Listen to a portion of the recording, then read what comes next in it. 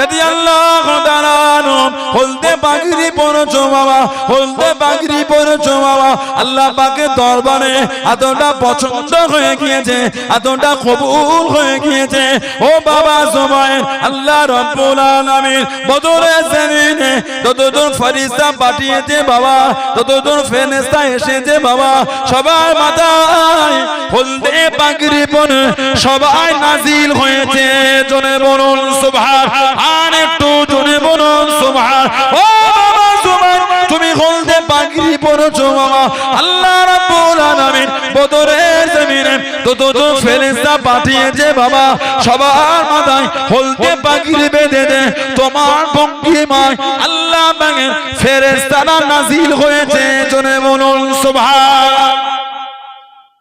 তুমি হলদে পাগড়ি জড়িয়েছো, যত ফেরেশতা বদরে সবাই হলদে পাগড়ি পরেছে।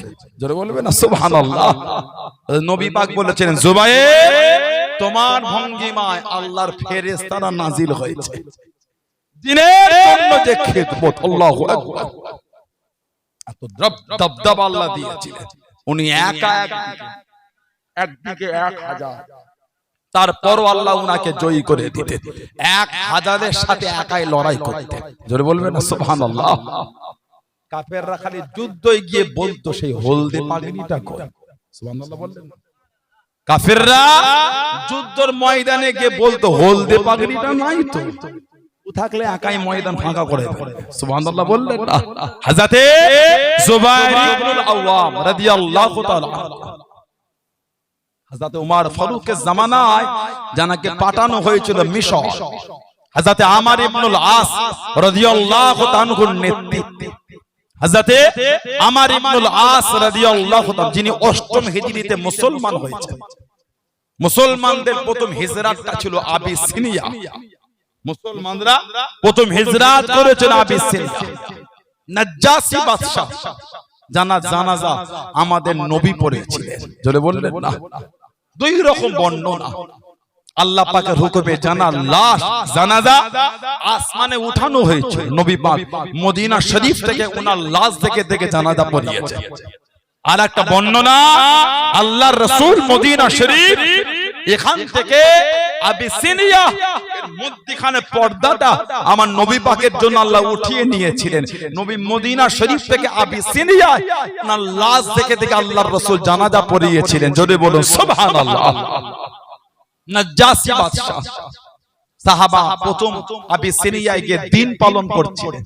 মক্কার কাফের বেদিন বেঈমানেরা গোল টেবিল করছে, মুসলমানদের উপর জুলুম করা যাচ্ছে না। কেন? ওরা আবিসিনিয়ায় গিয়ে নির্দ্বিধায় দিন পালন করছে। একটা দল আলোচনা করে হযরত আমর ইবনুল আস রাদিয়াল্লাহু তাআলাকে নেতৃত্ব দিলেন। তুমি যাও, তোমার সাথে নাজ্জাসী বাদশার বন্ধুত্ব আছে, তুমি ওনাকে বুঝিয়ে যেমন হোক করে মুসলমানদের মক্কায় ফিরিয়ে আনার ব্যবস্থা করো। অনেক মাল সামান উপঢৌকন দিয়েছে। হযরত আমর ইবনুল আস রাদিয়াল্লাহু তাআলা মুসলমান হবার আগে গেলেন, নাজ্জাসী বাদশাকে গিয়ে সেই মালগুলোকে দিয়ে কথোপকথনের মধ্যে বললেন, আমাদের মক্কা শরীফের কিছু মানুষ ওরা আবিসিনিয়ায় এসেছে, নতুন দিন খুলেছে, দিন আপনার কাছে অনুরোধ আপনি ওদের করে মক্কা শরীফে ফিরিয়ে দেন। নাজ্জাসী বাদশা সাহাবাদের ডাকলেন, দিন সম্পর্কে শুনলেন, আল্লাহ ওনার মনটা নরম করে দিলেন। জোরে বলুন না সুবহানাল্লাহ। যে মালগুলো দিয়েছিল ওই মালগুলোকে ফিরিয়ে দেন। ধরো, তোমার মাল আমি নেব না, তোমার মাল আমি নেব না। আর দ্বিতীয়বার এদের বিরুদ্ধে আমাকে বলতে আসবে না, তুমি আমার বন্ধু বলে তোমাকে কিছু বললাম না।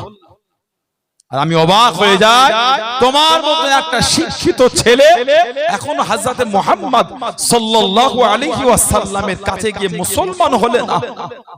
এই লাস্টের কথাটা ওনার অন্তরের মধ্যে গিতে গেল। এই কথায় ওনাকে তাড়া করে বেড়াতো। 8ম হিজরিতে আর সহ্য হলো না, মক্কা শরীফ থেকে বার হয়ে গেলেন, মুসলমান হবে। সুবহানাল্লাহ বললেন না। রাস্তায় গিয়ে মুলাকাত হয়ে গেল হযরত খালিদ বিন ওয়ালিদ আর হযরত উসমান ইবনে তালহা রাদিয়াল্লাহু তাআলা আনহু। হযরতে খালিদ বিন ওয়ালিদ রাদিয়াল্লাহু তাআলা 150 বেশি যুদ্ধে সেনাপতির দায়িত্ব পালন করেছেন। 150 বেশি, একটা তো হারেন না, প্রত্যেকটা আল্লাহ ওনাকে জয়ী করেছেন। জোরে বললেন না? আরেকে জোরে বলা যাবে না? যেই টুপিটা মাথায় দিয়ে যুদ্ধ করতে, ওই টুপিটা আল্লাহর রাসূলের নূরের বাদান শরীফে চুল শরীফ ছিল, ওই টুপির সঙ্গে জড়ানো, ওই টুপিটা মাথায় দিয়ে যুদ্ধ করেছেন। 150 বেশি, একটা তো হারের নাই, প্রত্যেকটাই জয়ী। জোরে বলো। ইন্তেকালের আগে বিছানায় শুয়ে কাঁদছেন, আর বিবিকে বলছে দেখো তো শরীরের মধ্যে এমন কোন জায়গা বাকি আছে কি যেখানে তীরের দাগ আর তলোয়ারের আঘাত হতে বাকি আছে। আহা, তীরের দাগ আর তলোয়ারের আঘাত। হুজুরের বিবি গোটা শরীর দেখে বলছে আপনার গোটা শরীরে তলোয়ারের আঘাত আর তীরের দাগ, ঝরঝর করে কাঁদছে। আল্লাহর দ্বীনের জন্য যুদ্ধ করতে গিয়ে গোটা শরীরটায় তলোয়ারের দাগ হয়ে গেল, তীরের দাগ। শহীদ হলাম না, মনটা এত আশা শহীদ হব, শহীদ হলাম না। ওনার বিবি বলছে কেন মন খারাপ করে? আল্লাহ যে আপনাকে সাইফুল্লাহ করেছে, আল্লাহ তলোয়ার। জোরে বলবেন না?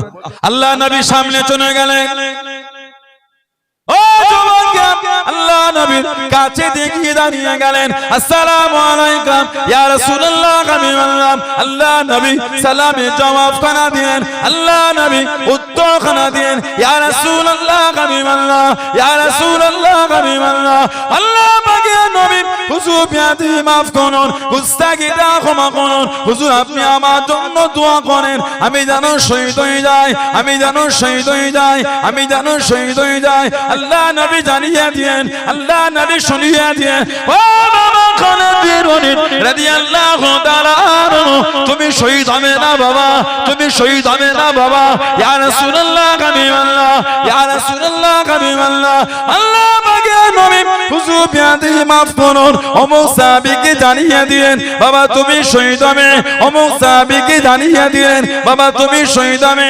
ইয়া রাসূলুল্লাহ। আমি বললাম, ইয়া রাসূলুল্লাহ। আমি বললাম, আল্লাহ পাকে নবী হুজুর আমি কেন শহীদ হলাম, আল্লাহ নবী জানিয়ে দিয়েন, আল্লাহ নবী শুনিয়ে দিয়েন। ও বাবা খালিদ বিন ওয়ালিদ রাদিয়াল্লাহু তাআলা আনহু, তুমি হলে আল্লাহ পাকের তলোয়ার, তুমি হলে সাইফুল্লাহ, তুমি হলে সাইফুল্লাহ। আল্লাহ পাকের তলোয়ার দুনিয়া কারোর কাছে হারবে না, দুনিয়া কারোর কাছে নত হবে না। ও বাবা খালিদ বিন ওয়ালিদ, তুমি হলে আল্লাহ পাকের তলোয়ার। জনে বলুন সুবহান, আর একটু জনে বলুন সুবহান। তুমি আল্লাহ তলোয়ার, তুমি আবার কার কাছে হারবে না? না, তোমাকে আল্লাহ সাইফুল্লাহ করেছে, তোমাকে আল্লাহ আল্লাহ তলোয়ার করেছে। জোরে বলবেন না সুবহানাল্লাহ। 150 বেশি যুদ্ধ, একটা তো হারে না, প্রত্যেকটাই জয়ী। জোরে বলে।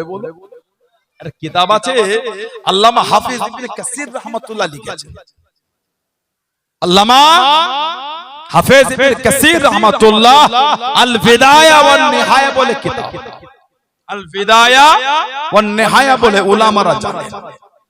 সাহাবাদের একটা দল যুদ্ধ করতে করতে দরিয়ায়ে দাজলা, যেটাকে টাইগ্রিস বলা হয়, টাইগ্রিস, দরিয়ায়ে দাজলা এর কিনারায় গিয়ে দাঁড়িয়ে গেলেন।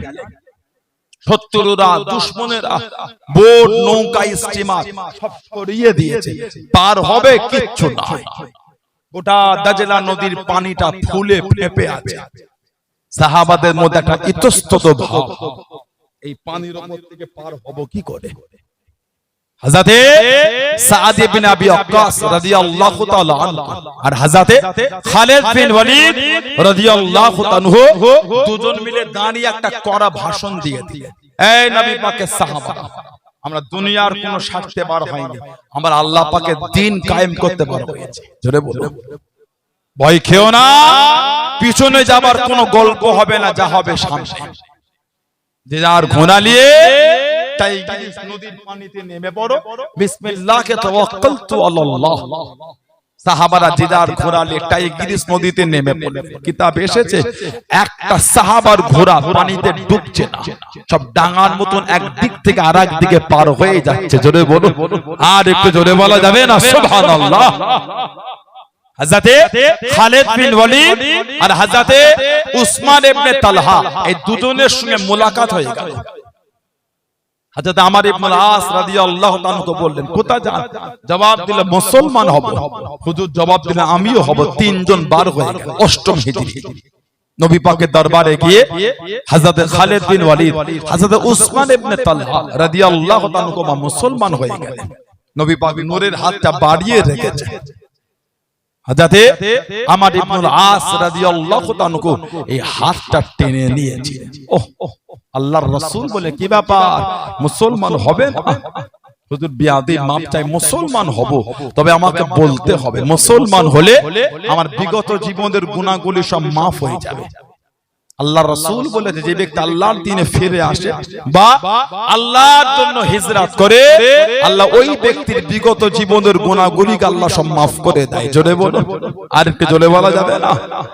নবী পাকের দরবারে মুসলমান হয়ে গেলেন। কিতাব এসেছে, যতদিন নবীর দরবারে বসেছেন জীবনও কোনোদিন নবী পাকের দিকে চোখ তুলে তাকায়নি। ওই লজ্জা যে নবীর কাছে হাতটা টেনে নিয়েছিলাম। যতদিন আল্লাহর রাসূলের দরবারে বসেছে জীবনও নবীর দিকে তাকাতে পারে, লজ্জায় নবীর দিকে চোখ উঠতো না। ওহ, আমি নবীর কাছে হাত টেনে নিয়েছিলাম, এই কথাটা ওনার অন্তরের মধ্যে গীতে রয়ে গেছে। হযরতে ওমর রাদিয়াল্লাহু তাআলা ওনাকে পাঠিয়েছিলেন মিশর, যিনি 15 হিজরি বাইতুল মুকাদ্দাস ইহুদিদের খ্রিস্টানদের কাছ থেকে ছিনিয়ে ওমর ফারুকের হাতে উঠিয়ে দিয়েছিলেন। জোরে বলুন না সুবহানাল্লাহ। মিশরের বর্ডারে গেলেন, 3500 সৈন্য। চিঠি লিখলেন, হুজুর এদের সৈন্য অনেক, আরো কিছু পাঠান। হযরত ওমর আরো 4000 সৈন্য পাঠালেন। আর চিঠির মধ্যে লিখলে প্রত্যেক 1000-এর সাথে এক একজন করে পাঠিয়েছি, 4 জন। এই 4 জন এক একজন আরো 1000-এর সঙ্গে লড়ার ক্ষমতা রাখে। এই 4 জনের মধ্যে একজন ছিলেন হযরতে জুবাইর ইবনুল আওয়াম রাদিয়াল্লাহু তাআলা আনহু। জোরে বলবেন না? উনি ওই যুদ্ধে একা 1000-এর অধিক মানুষের সঙ্গে উনি একাই লড়াই করেছেন। জোরে বলো। হুজুর আমার মক্কা শরীফে আছেন, ও যুবক, হুজুরের কানে আওয়াজ চলে আসলো, আল্লাহ নবীকে ধরে নিয়ে চলে গিয়েছে, আল্লাহ নবীকে শহীদ করে দেবে, আল্লাহ নবীকে জানে মেরে দেবে। হযরত জুবাইর ইবনুল আওয়াম রাদিয়াল্লাহু তাআলা আনহু তলোয়ার খানা পার করে নিয়ে দেওয়ানা হয়ে গেলেন, পাগলের মতন হয়ে ভিড় টেনে একটা উঁচু জায়গায় দাঁড়িয়ে গেলেন। আল্লাহ নবী ডাক দিয়ে দিলেন, আল্লাহ নবী ডেকে নিলেন, ও বাবা জুবাইর রাদিয়াল্লাহু তাআলা আনহু, এত চিন্তিত কেন বাবা, এত পেরেশান কেন বাবা? ইয়া রাসূলুল্লাহ, হাবিবাল্লাহ, ইয়া রাসূলুল্লাহ, হাবিবাল্লাহ, আল্লাহ পাকের নবী, হুজুর বিয়াদি মাফ করুন, গুস্তাখিটা ক্ষমা করুন। হুজুর আমার কানে আওয়াজ এসে গেল, আপনাকে ধরে নিয়ে চলে গিয়েছে, শহীদ করে দেবে, জানে মেরে দেবে। আমি জুবাইর সহ্য করতে পারলাম না, তলোয়ারটা বার করে আপনার জন্য বার হয়ে গেলাম, আপনার জন্য রওনা হয়ে গেলাম। আল্লাহ নবী জানিয়ে দিলেন, আল্লাহ নবী শুনিয়ে দিলেন, ও আমি নবী, আমার জুবাইর ইসলামের মধ্যে সর্বপ্রথম তলোয়ার উত্তোলনকারী। জনে বলুন সুবহান, আর একটু জনে বলুন সুবহান। জুবাইর এর আগে ইসলামে প্রকাশ্য তলোয়ার কেউ তুলতে পারে না, যিনি সর্বপ্রথম প্রকাশ্য তলোয়ার তুলেছেন উনি হলেন আমার জুবাইর রাদিয়াল্লাহু তাআলা আনহু। জোরে বললেন না সুবহানাল্লাহ। দিনের জন্য দেখে 3 জন সাহাবা কাবা শরীফ তওয়াফরত অবস্থায় কাফেরদের বলেছেন, তোদের ক্ষমতা থাকলে আমাদের আটকে দেখাবি, তোদের সামনে বলছি মক্কা শরীফ থেকে হিজরত করে মদিনা শরীফে যাব। জোরে বললেন না সুবহানাল্লাহ। 3 জন, একজন আমাদের নবীর চাচা সাইয়্যিদুস শুহাদা হযরত আমির হামজা রাদিয়াল্লাহু তাআলা আনহু। জোরে বললেন না? আমাদের নবীর নিজের চাচা, ইসলামের দ্বিতীয় যুদ্ধ 3য় হিজরি বদর উহুদের যুদ্ধে যাকে শহীদ করেছিল এই গলা থেকে নিয়ে নাভি পর্যন্ত পুরো জায়গাটাকে চিরে বুকটাকে ফাঁক করে কলজে দুটোকে কেটে বার করে মদ দিয়ে চিবিয়ে চিবিয়ে খেয়েছিল। বলুন নাউযুবিল্লাহ, জোরে বলেন না নাউযুবিল্লাহ। আল্লাহর রাসূল বলেছেন যে আমার চাচার কবরের কাছে দাঁড়িয়ে সালাম দেবে, জিয়ারত করবে। আমার চাচা তার জন্য কিয়ামত পর্যন্ত আল্লাহ পাকের দরবারে দোয়াটা চাইতে থাকবে। যারা বললেন না সুবহানাল্লাহ। 2 নম্বর হযরতে ওমর রাদিয়াল্লাহু তাআলা জানার শানে আমাদের নবী বলেছেন, লাউ কানা নবিয়ুন বাদি লাকানা ওমর। আমি নবী, যদি আমার পরে কেউ নবী হতো আল্লাহ আমার ওমর ফারুককে নবী করতেন। তারপরেই বলেছেন আনা খাতামান নবিয়্যিন লা নবিয়্যা বাদ, আমি হলাম শেষ নবী, আমার পরে আর নবী হবে না। যদি নবী হতো আল্লাহ আমার ওমর ফারুককে নবী করতেন। জোরে বল। নবী বলতে যদি নবী হতো আমার ওমর হতো, তারপরেই বলেছে আমি হলাম শেষ নবী। আনা খাতামান নবিয়্যিন লা নবিয়্যা বাদি বা লা বাদি নবিয়্যা, আমি হলাম শেষ আর নবী হবে। তারপরেও আমাদের ভারতবর্ষে পাঞ্জাব বলে একটা রাজ্য আছে না, পাঞ্জাব রাজ্যে একটা জায়গা আছে কাদিয়ান। এই কাদিয়ান থেকে একটা কাফের বেরিয়েছিল, কাফের নাম জানেন?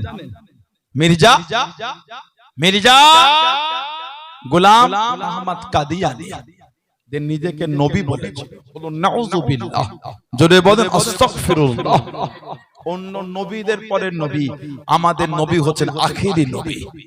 অন্য নবীদের নবুয়াতের পরে নবুয়াত, আমাদের নবীর হচ্ছে খতমে নবুয়াত। জোরে বলবেন না সুবহানাল্লাহ। তারপরও নিজেকে নবী বলেছে। নাউযুবিল্লাহ বললেন।